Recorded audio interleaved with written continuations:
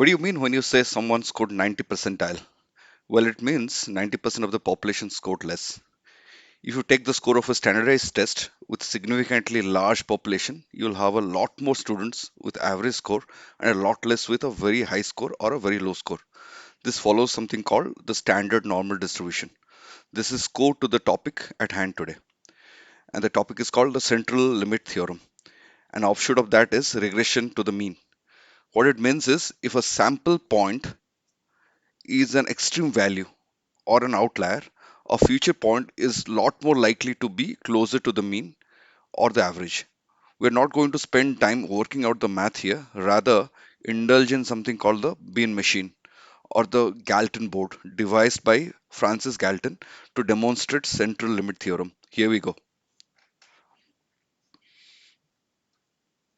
So this is the machine, and on the right I've taken this image from Wikipedia.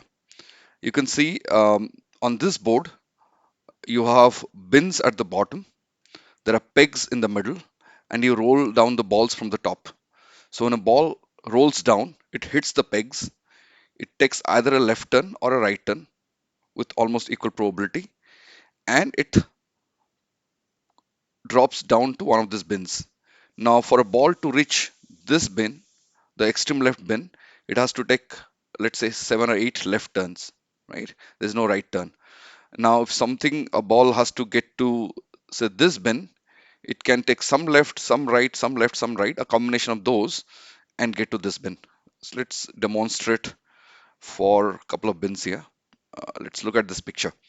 Now, for this ball to get to bin 1, it has to take 8 left turns in this example. The moment it takes a right turn after hitting a peg, it misses bin 1. But for bin 4, it can take, let's say, 3 right turns and 5 left turns, right? And it can take that in any combination. It can take a right, then left, left, then right, right, then left, left, left. So you can see all this combination will get the ball to bin 4. So bin 4 or a bin 5 is a lot more likely than bin 1. So with this, let's get to the Excel where we are, simulating the same. So here is the Excel. What we have done is here we have 10 pegs, right? And every time a ball hits the peg, it takes either a left turn or a right turn. So I've used rand function to show if the rand value is less than or equal to zero point 0.5, give me a L, otherwise give me a R, right? So this was 50% will give you a L or a R. And after it goes through 10 bins or 10 pegs, sorry, if it goes to 10 pegs, we'll see if it has landed in which bin, right? Now for a ball to land in bin 1, uh, as we discussed, bin 1 is the extreme left bin. It has to have 10 left turns in this example, 10 continuous left, right? So it's a lot less likely. But for it to get to bin 6, you can see the formula here that it is counting the number of